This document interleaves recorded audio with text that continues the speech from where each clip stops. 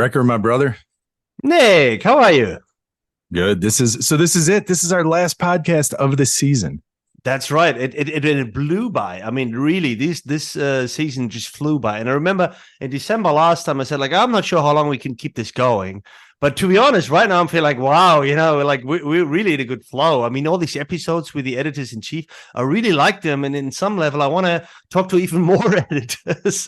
Well, or I want to talk to all four of them again, because I feel like and now it's the summer. So this is where we don't hang out because you go off to France and drink wine. In fact, when you listen to this, I'll already be back from France.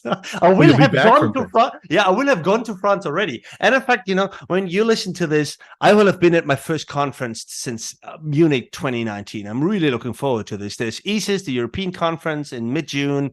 In Kristiansand, I booked my flights. I'm really ready to go, and I'm so looking forward to meeting people there. So this will be, when this episode comes out. Now, people will be recording this in late May, but it'll come out in July or something. So when you listen to this, hopefully I would have seen some of you already, and I'm really looking forward to getting out of this room and talking to people again.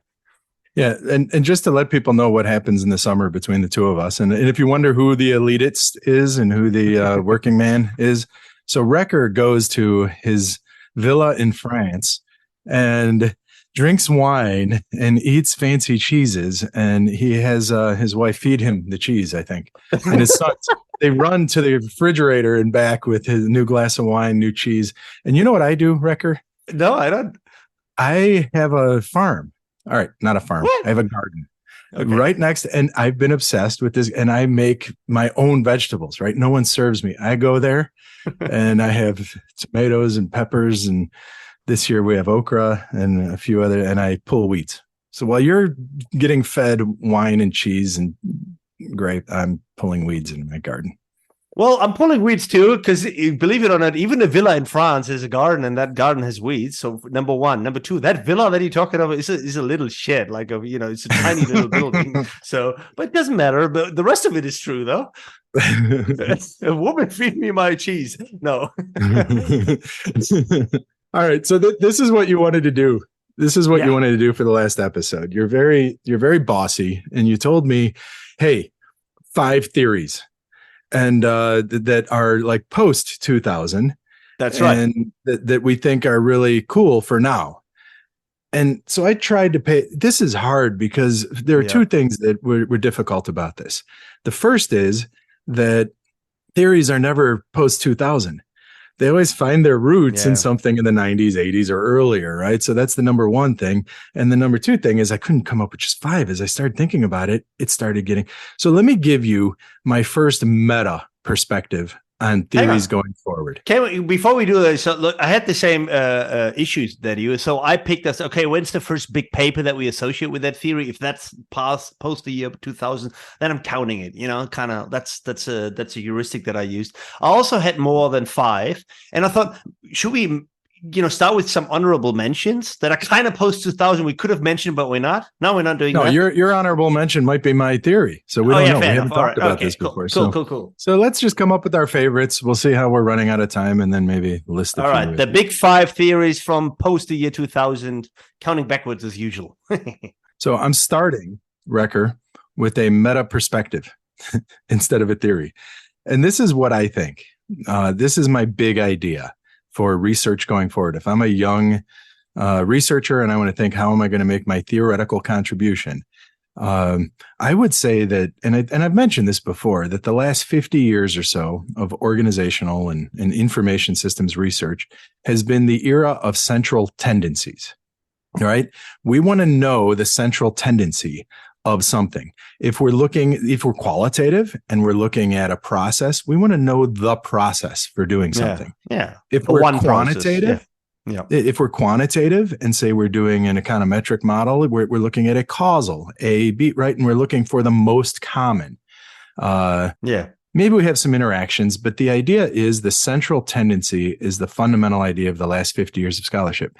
I think the next 50 years of scholarship will be I guess what you'd call it particularization or subgroup or something, that the idea that since we have all the rich data, we have the tools of machine learning, we have a number of other tools at our disposal that are computationally intensive. What we can do is it's kind of you can almost think of it configural theory, right? That's exactly what I wanted to ask you, because to me, what you're saying is the rise of configurational theorizing. You say there's not this one tendency, not this one average effect, but in fact, there could be 3 or 4 different constellations, patterns, configuration, whatever you want to call them. And they produce, for example, they produce similar outcomes. So it's not just A leads to B, but it could be a star, a asterisk, whatever. There's these different configurations of input variables that could lead to the same outcome or to different outcomes or whatever. Yeah, I see that rise too. Yeah. So it's like configural theory is what we call it if we're organizational level. You can think of it like QCA, qualitative comparative. But then if you think of individual level, you might call it personalization, intense personalization, right? Things like that. So I think away from central tendencies towards subgroups. And we have a lot of tools that'll enable us to do that. And I think I mentioned on the podcast before this double debiased machine learning technique, which is it's an iterative machine learning technique that'll get conditional average treatment effects. So it's central tendencies, but it's conditional to identify subgroups. Exactly. Yeah. Yeah.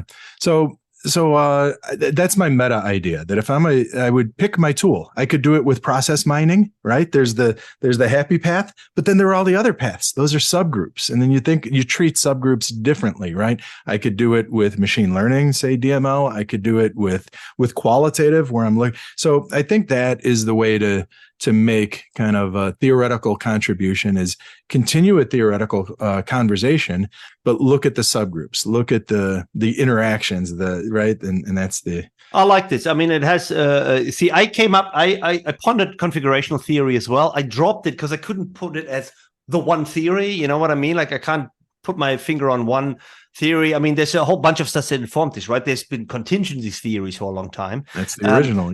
Yeah, exactly. Right. And then, but you can pinpoint a few shifts. So if you think about theorizing, I think in the 90s, for example, 80s and 90s, we had of course always had variance theories. We had the rise of process theories. We had systems theorizing since the 60s, and to that mix, we have seen probably since the year 2000, right? We have seen configurational stuff, and there's been some really interesting early work on that in IS as well. I remember there's a few configurational theories about enterprise systems implementation by Kalle. I think involving Kalle, he wrote a paper about equilibrium models with Lars and Matthias. Exactly. Yeah, that's the one, right? So so I see the same thing. And then of course there's been recently there's been methodological papers on QCA and so forth, and I do get more of them. Do you get more QCA type of papers?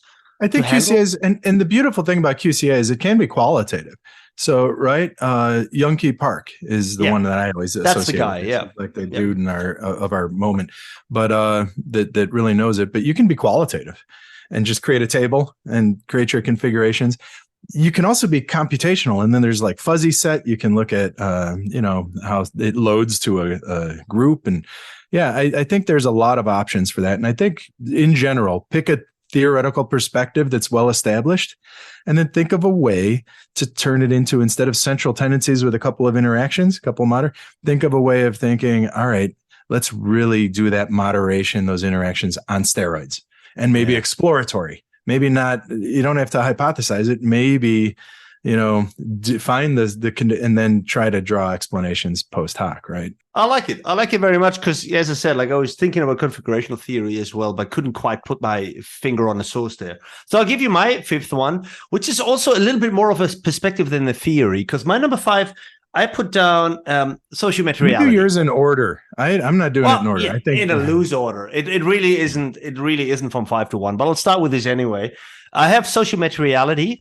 And I want to qualify that immediately, because in a way, of course, sociomaterality is just like a tentacle, you would probably say, like an evolution from socio-technical thinking, etc. And I don't even mean, and I want to qualify that, I don't even mean this, what most people associate with this ontological claim of inseparability, but more, I think what the real intent was. I went back and read Olikovsky and Scott, the big paper, and I think most people have forgotten this. Like, what they really wanted to say is they wanted to bring technology and organizing on equal footing into the center of attention, and said, like, you can't separate these two things and, put this one in the box over here and study it there, and put this one in a box and study it over there. So I think what they really meant is really the next step in socio-technical thinking, which is core to our field, around let's put both of these sides, the social and the technical, together, and think of new ways of studying both of these things together, and ideally not as two separate boxes with a link in between.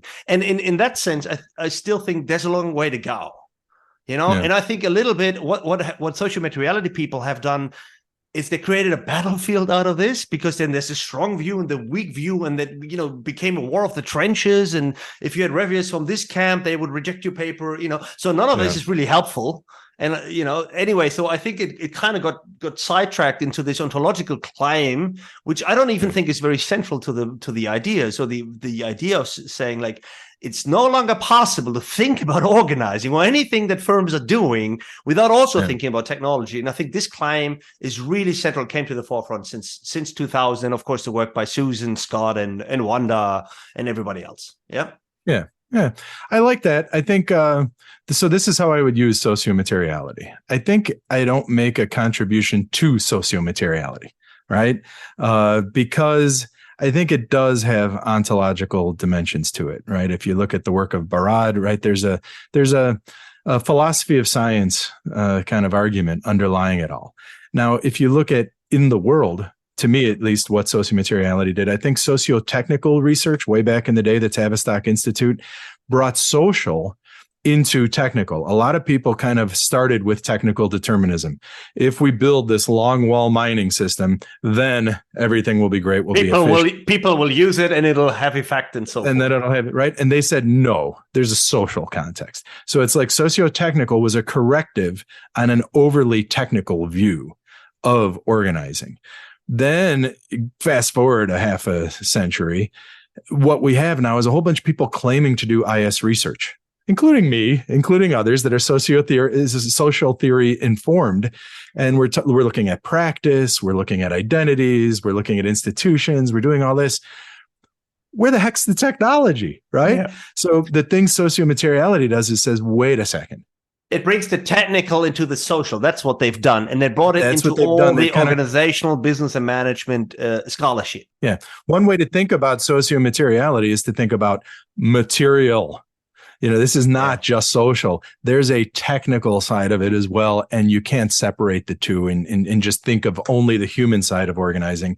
You got to think of the technical. So that's a common sense, colloquial way. And that's how I would use it in a paper. That's exactly what I mean. Is I would just, I wouldn't try to contribute to sociomateriality. I would use sociomateriality to contribute the material elements to a social conversation. Exactly. And that's the same way that I would also say, like, I do socio-technical scholarship, but I have never, ever contributed to socio-technical theory, ever. It's just my starting point. It's your worldview.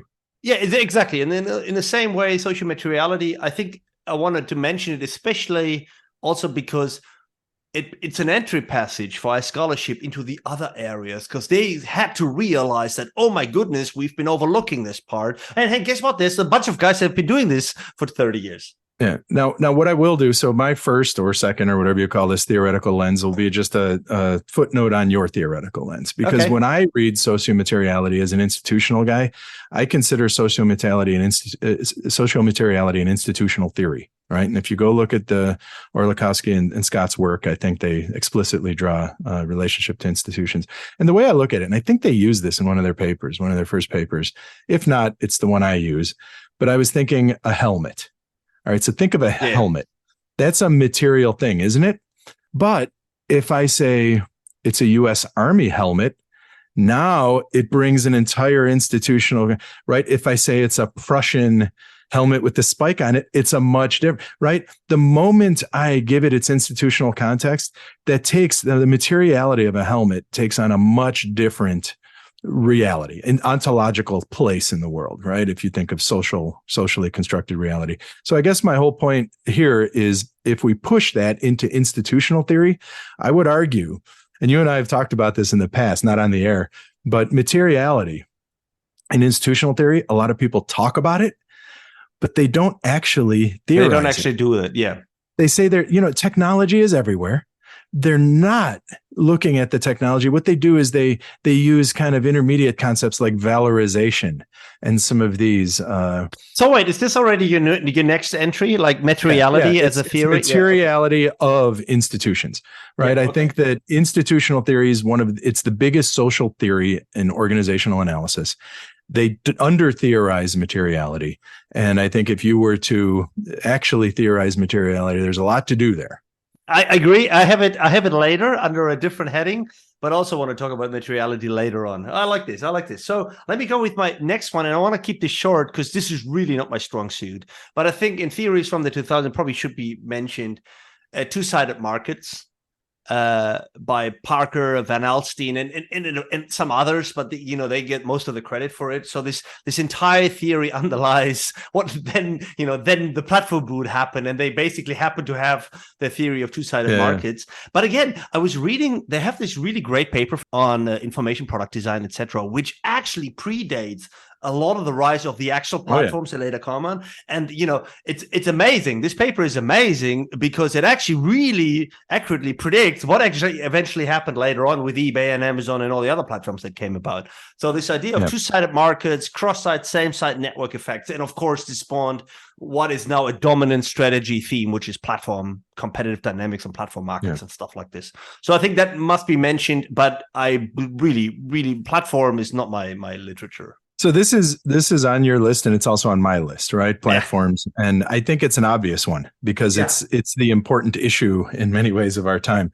And it's not only, I would just in case our listeners are in a cave somewhere and don't know what's happening. Of course, Parker and Van Alstyne's work basically for the last 2 decades, but also Annabelle Gower, right? Yeah. I would, and there are a few others, but the point is there's a lot of discussion of platforms, and there are a couple different platforms, right? There's platform-based business models, then there's like product platforms, right? And they make these distinctions. So you want to understand platforms, there's a way to, but here's the twist I will add to your theory that I added, and it's the idea of ecosystem architecture, all right? I think the next step from platforms for IS researchers is to look indeed at architecture, because a lot of, when you talk about platforms in the business side, a lot of those are determined. A lot of your business choices are going to be determined by the interfaces, the way you make those interfaces available, the architecture of the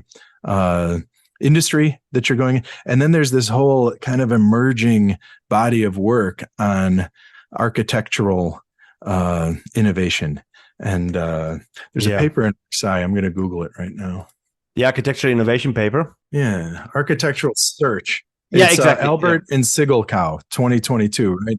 And that was just a quick simulation, whatever. But I think this idea, information systems researchers are particularly well suited because these platforms are digital.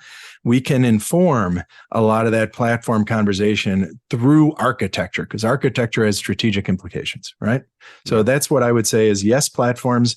Maybe this branch of it is a way we can go. Well, it's funny that you mentioned this because when I think of platforms, so first of all, I said it's not my strong suit, but the reality is also in several of my works, I can't get around them. I have 2 papers that for some reason or other, I am connecting to the platform literature. So I had to read a lot of that over the last couple of years, especially the last 2 years.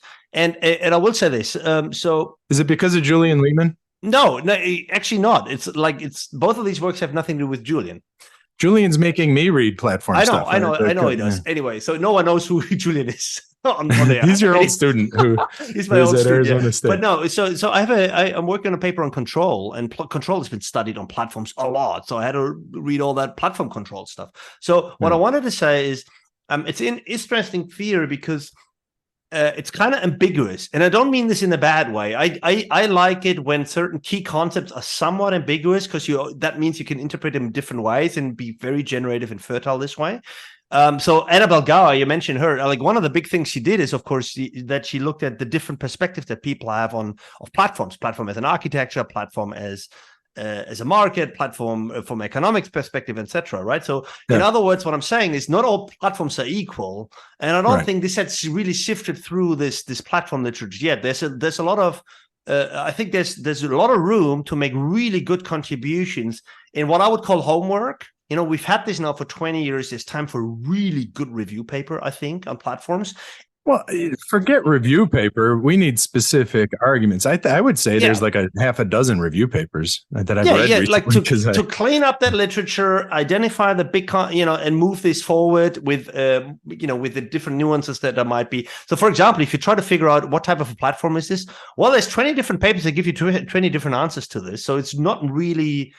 it's not like one dominant message has yet arrived. So I think this is a good area for people working, and of course, also this is an area where thousands of people are working. It's a red ocean, so you got to find. It's very much a red ocean, yeah, absolutely. So that means for people operating in a red ocean, you really got to know all the literature. You got to be really good at this, because otherwise you'll just be drowned by other fish. Seriously, you have to know your niche. And so let me jump in front of you for the next one, because it flows from this. I would say the platform, yes. And then some of the niches that are coming out of platform that I would say architectural search, maybe ecosystems, right? Those are all related, but they're different. When you go to architectural search, I think, and this is when you told me to write down the big theories going forward, this is the first one that was on my list. And maybe it should be my most important last one, but it flows from this, and it's modularity theory. I have it too. All right. I think modularity theory, which started before Baldwin and Clark, right? Raghu Garud had a paper. Sanchez and Mahoney had their paper. So it was already there in the 90s.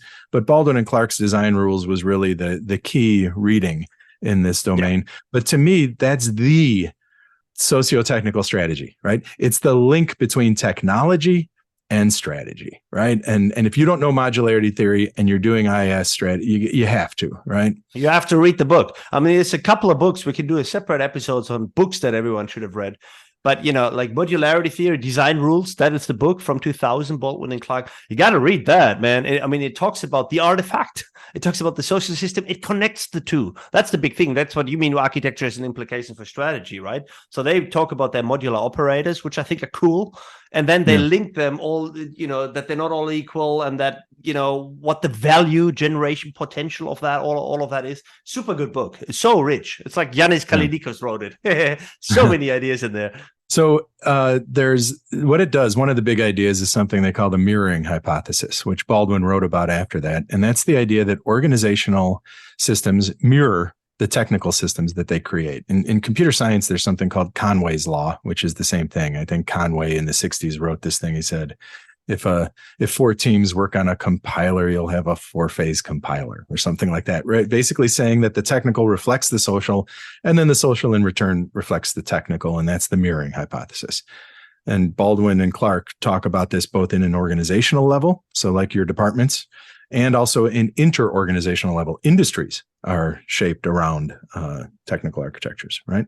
Yeah, I like it. I mean, like the one part that I like most in this book is part 3, where it talks about design evolution, right? So where they look at, okay, well, you have an artifact, say a platform, but because it doesn't stand still, right? All digital objects they evolve, they change, they're malleable and whatever else. And you can think about how that then implicates value potential, generativity, and all these sorts of things. So treating artifacts not as a static box that we maybe unpack, but really as an evolving thing over time. And I remember Youngjin, he once had a paper where they looked at the evolution of WordPress. I know they've been working on it for many, many years, and I think it eventually got published by now. Anyway, so that's a good example where they look at, okay, how does a WordPress side with all the updates and the plugins and all that sort of stuff, how does it evolve the architecture of this thing that we all know as a WordPress? That's a really good example of this idea of a design evolution. Yeah. So with that said, you just mentioned the digital, and I would say once you read modularity theory, once you've read Baldwin and Clark, maybe some of the things after that, then what they're talking about is kind of industrial age architecture. Digital age architecture is different. So you have to start with 2010. And I have 2 Youngjin Yu theories today, but the one is his layered modular architecture. And I think it flows from modularity theory. And the layered part is kind of the open-ended generative, right? It's the 2010 with Ola Henfredson and Kalle Littinen. It's a classic paper. That, and then combine it with 2 others. One is, again, Ola Henfredson with Lars Mathiasen and Fredrik Svahn. it's 2014, Managing Technological Change in the Digital Age, the Role of Architectural Frames, right? So they talk about kind of physical architectures and the networks, and they bring the two together. And they wrote that about the same time, and this is the third paper. I'm going to blow my own horn. With Jay Gould Lee, we wrote this digital controls paper, where again, we talked about the physical architecture, and then we had a digital control hierarchy that spanned the physical architecture. I would, and we put that in 2012 in OrgSci, we wrote that. But those three papers, I would argue, are the foundation for a different view on the relationship between technology and organizing that takes some of what modularity said, but also extends it, right? So I agree. The only one point, so I had modularity as my number 2, by the way.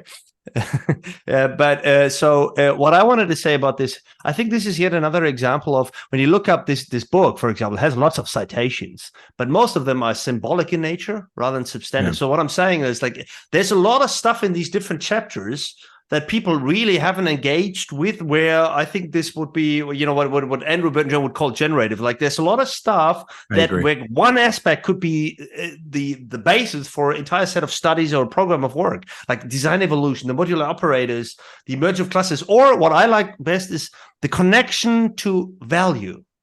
You know, like we talk about digital value, you know, but we never, for example, we never make the distinction, or very rarely do we make a distinction between value generation and value capture. These are two different things. And I think when I look at companies producing digital versions of their offerings, they're all generating value. You know, this thing now has an app, and this thing now collects data on something.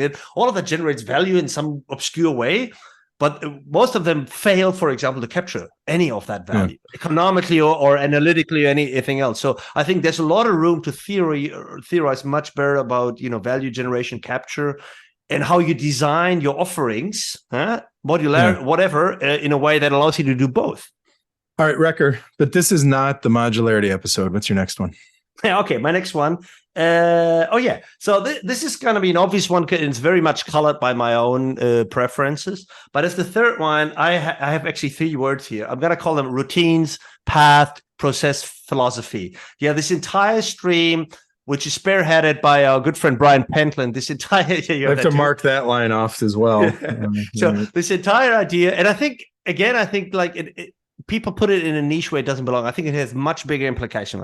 So what I mean is the work that he's done on routines as being a source of stability and change. That's this big 2003 ASQ paper. And then his later works on routine dynamics. Now, I think people should forget the word routine, because routine makes people think business process. But I think it's just like this idea of, you know, we're always doing things in a particular sequence. We never just do stuff. We always do stuff to get things done. Yeah. So whether it be in private life and business life, whether it's a business process or you just making coffee in the morning, right? So some of that is become a routine in that sense. But anyway, so they are dynamic, they're changing, they evolve, they exogenous shocks, etc. And he said all of that in motion with a theoretical and a methodological foundation. And you know, much of what I do and what I love is in that spirit.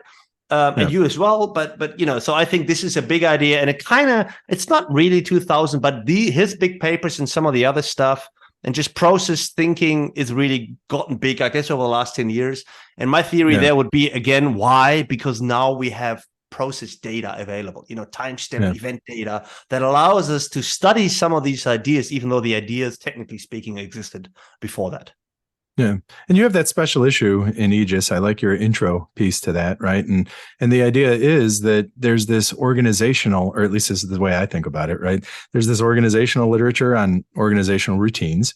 And maybe you could say institutionalized practice. To me, it means the same thing. It's just saying the same thing in different conversations. Exactly. Right? I think so too. Then there's this technical group of people like our friend Jan Mendling and others that are doing, say, process mining, right? And they don't talk to the organ. And bringing the two together is an interesting frontier, because you can bring these a lot of the routine stuff is either qualitative or it's a very kind of rudimentary sequence analysis, or ethnographic or whatever. Scores. Yeah.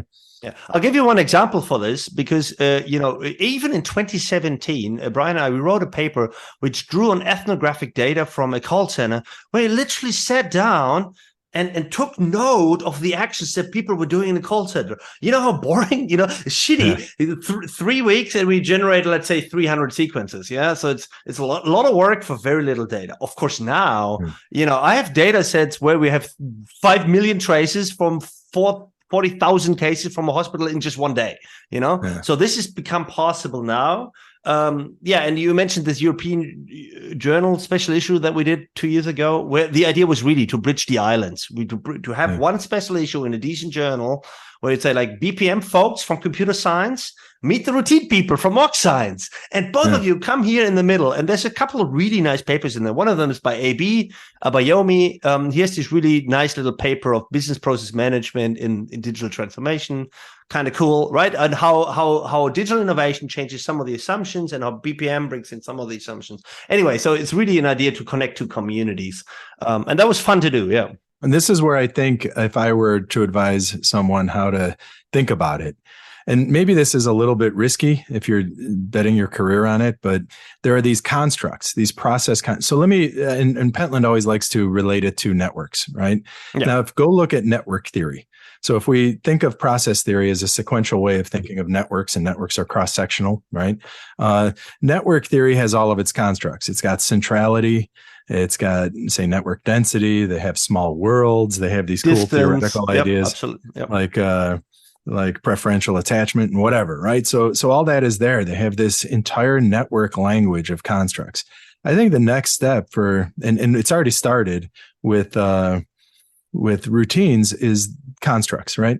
There's drift, there's inertia, I have some work with Aaron Lindbergh where we talk about activity variation and order variation. If you go back to Pentland's early work, there's sequential variety, right? So there are these constructs, these sequence-oriented constructs, and we need to start theorizing around these constructs. What leads to it, what types, antecedents, consequences, and processes, right? And I think that's one area that this needs to be fleshed out.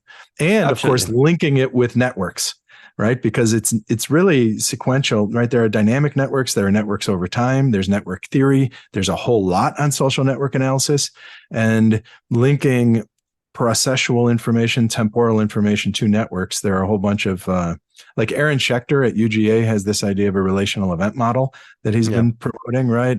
And there are others. There are other ways of kind of thinking through how can we take temporal dynamics and network dynamics and kind of. And I think it's just a great perspective to pursue over the next couple of years, not only because there are these, construct development opportunities. There's a whole realm of methodological toolkits that you can bring in. So Brian brings in network science, but of course, there's also this entire computer science process mining community that has very advanced algorithms to do computational intensive stuff. Really cool.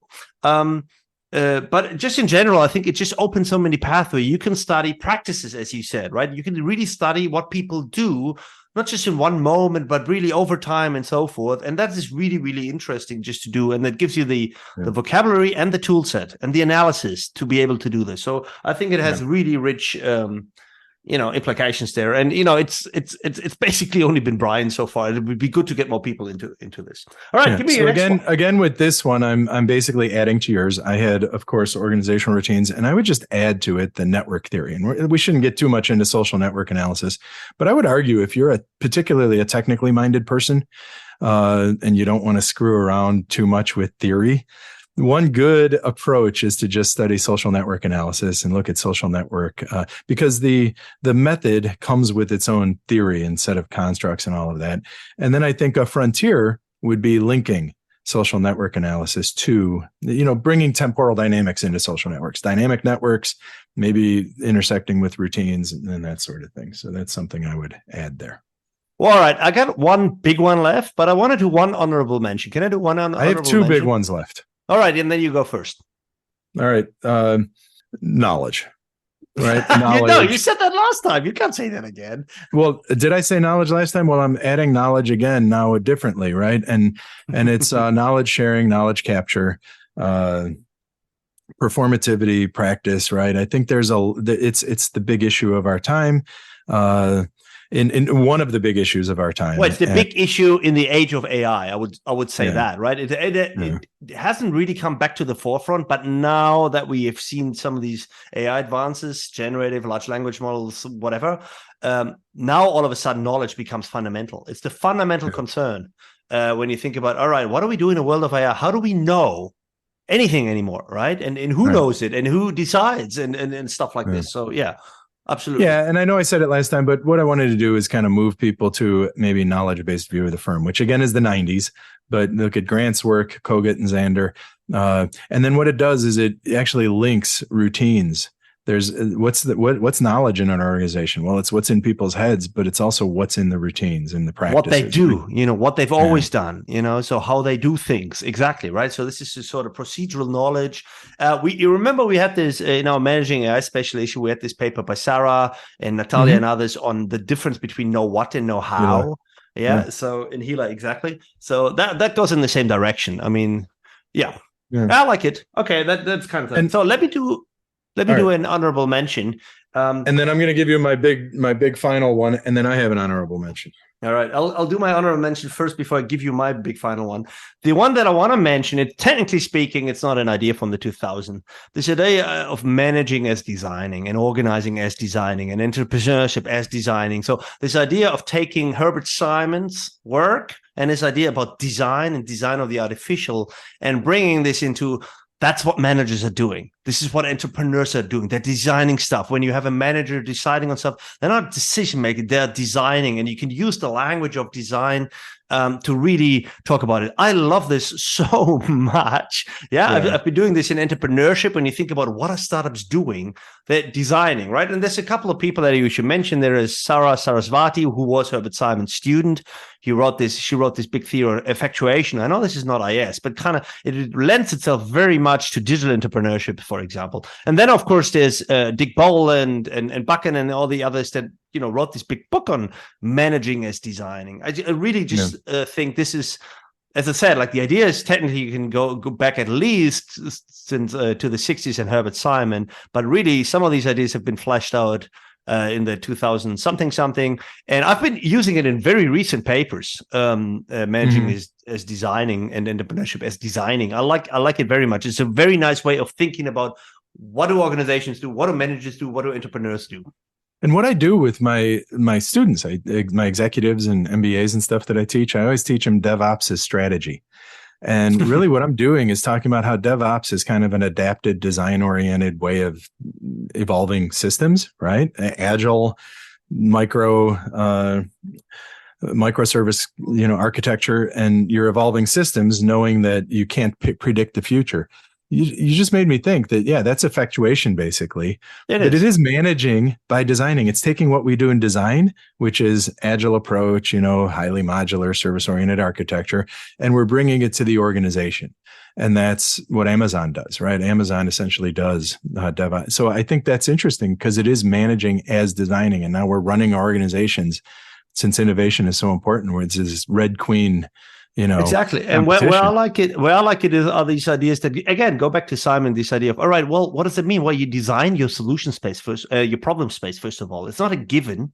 It's not your setting. You're designing your problem space. And in designing your problem space, you're actually designing your solution space by constraining it, by giving handrails, blah, blah, blah. And then this idea of that you always design systems. They're always modular. They always have an environment. There's always going to be interfaces. And just this language and thinking about what managers do and what organizations are doing in this language, I think is really, really powerful. All right. So your honorable mention and my honorable mention, you inspired my honorable mention, which I put down here as real options. So you can think of optionality.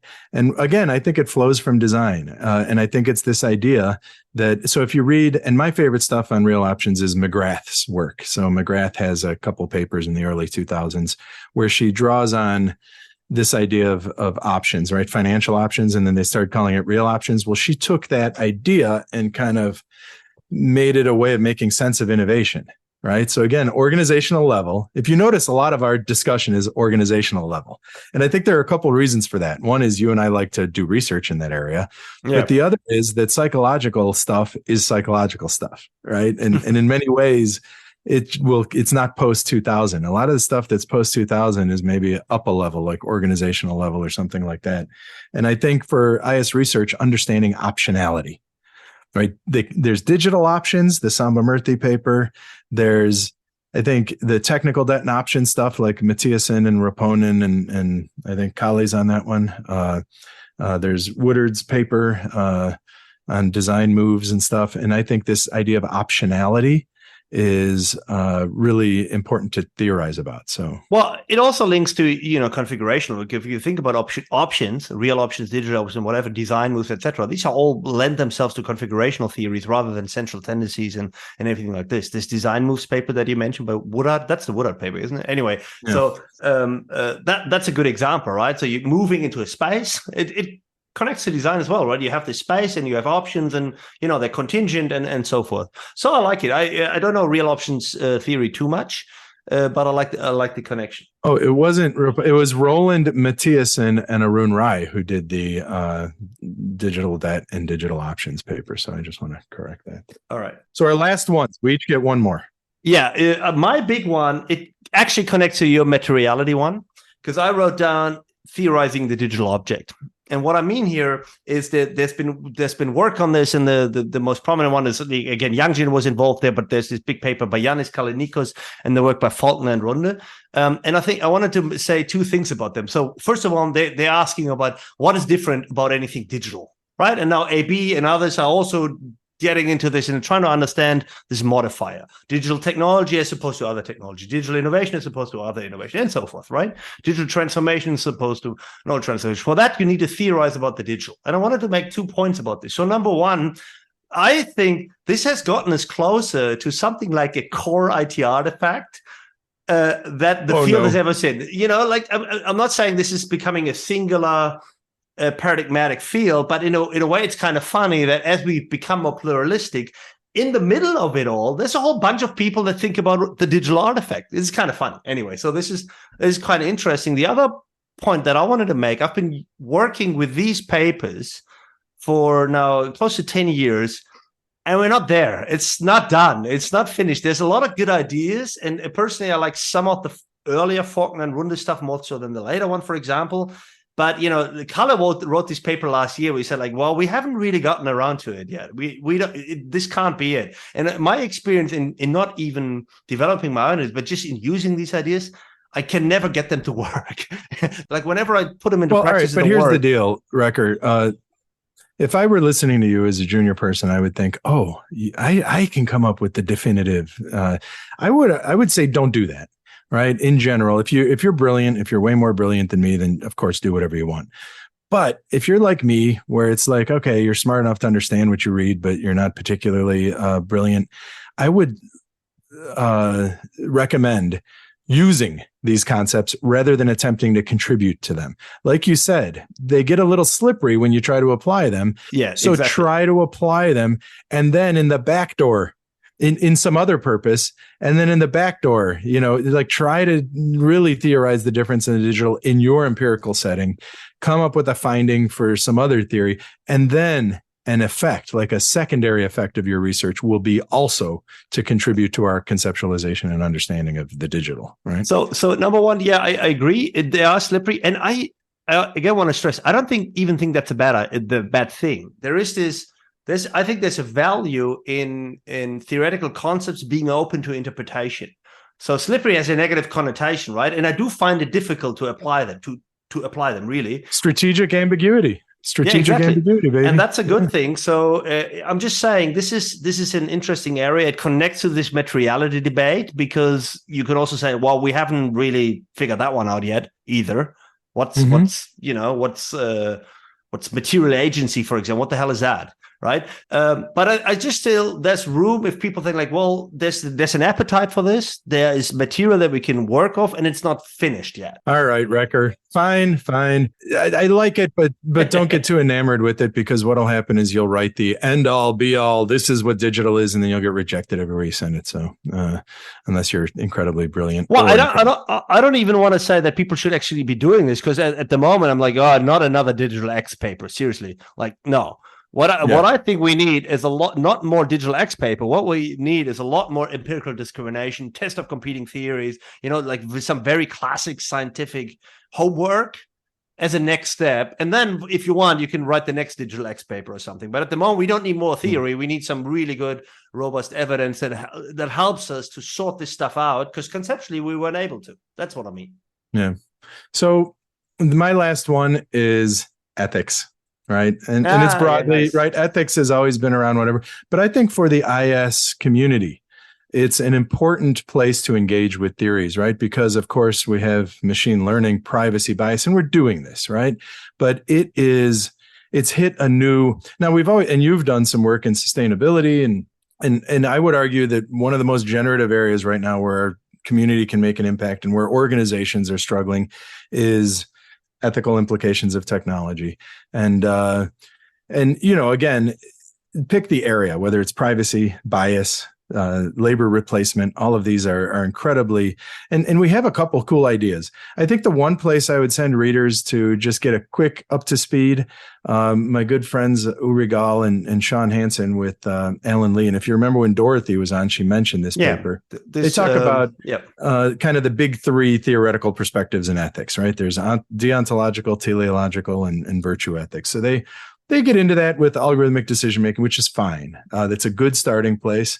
And then the other one I want to send people to, which I loved, and we gave an award to 2 years ago, right? And again, it's Dorothy Leidner with the dignity theory, the one on dignity. I love dignity, and at the time, I said the reason I love dignity as a construct is because everyone can agree to it, right? If you're religious, you can agree to dignity. If you're conservative, you can agree to dignity.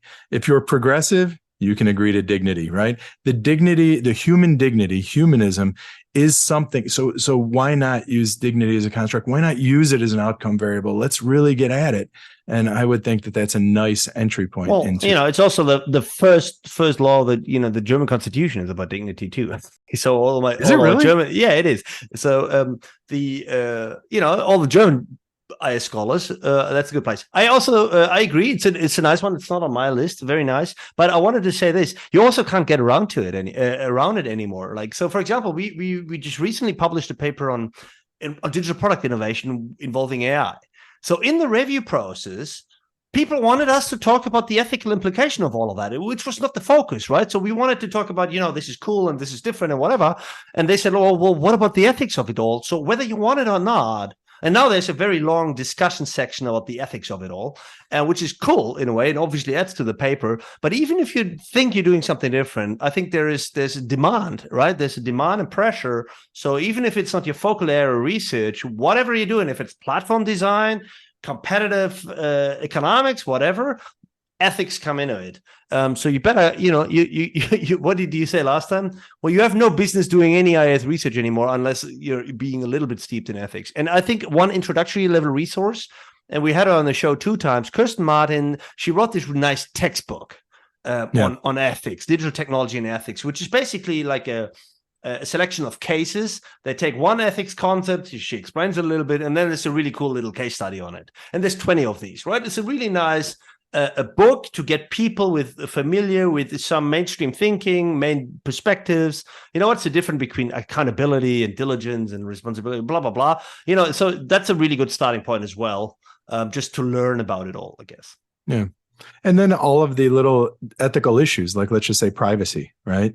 There's tons of research. Information systems has a good tradition in privacy. Well, then the question is, how can we bring ethics more front and center? How can we think of ethical elements of privacy a little more thoroughly? I think there's still a lot of room for that, right? There's a lot of room, but also there's a lot of appetite. I mean, the journals creating special issues on this. You could submit an ethics paper to any journal these days. No problem. You won't get desk rejected there. So I think it's just the appetite is there. And you don't need to argue. You don't need to be defensive about it. This is now an IS topic. It may not have been in the past, but it certainly is now.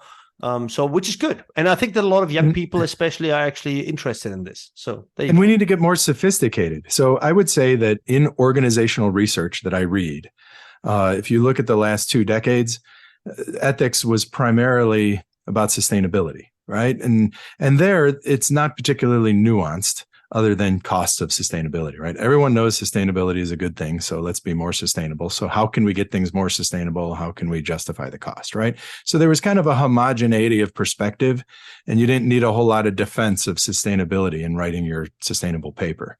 I think a lot of the issues around, say, AI ethics and data ethics are way more slippery, way more tricky, way more nuanced, right? It's like, is privacy good? Sure. Is it right? And all of a sudden, whether it's privacy, whether it's not that cut and dry. Bias is a perfect example, right? Or fairness isn't a good example. You can't really be fair. You always got to be unfair to someone. So it's tricky. And I like this sophistication because this is also one criticism that persists in the stream of research that does IS and sustainability.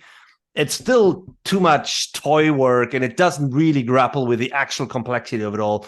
It says like, oh, look, the carbon footprint, that should go down, right? Let's just put it down. That's basically the message of it all. But there again, I think your example was great about fairness, right? And if you look at sustainability, yes, it's hard.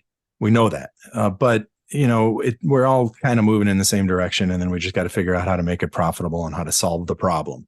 Now let's look at fairness. We're not moving in the same direction. Yeah. If someone wants to look at fairness and bias, actually look at the Marabi paper, Marabi et al. They've written it twice. I think the first one is 2018. The second one's 2021. It's where you start when you want to read about bias and fairness and data analytics and machine learning, right? And I don't know what they have, maybe 9 or 10 different definitions of fairness. And the issue is, if you define it one way, then it's fair to do this. If you define it the other, and both definitions and those are just the first 2 definitions, right? So then it becomes and that's just fairness. We haven't gotten at, say, labor replacement and automation and augmentation. We haven't gotten at bias, right? And now with these large language models, if you're doing text and if you're doing linguistic analysis, right? There's a whole bunch you can do. They're deep fakes, right? There's so many ethical issues that are thorny, and you can't just be like you were with sustainability, where you could just come from the same point as everybody else, now solve the problem. And of course it's complex. I'm not diminishing it, but it's like we're all moving in the same direction. Here, it's like you have to understand, am I working from a deontological position? Am I working from what is you need some standard by which you judge ethical versus non-ethical, and you have to be conscious of the trade-offs. You know what? While you were talking and monologuing as usual, monologue. You're the monologuer. I'm a conversation.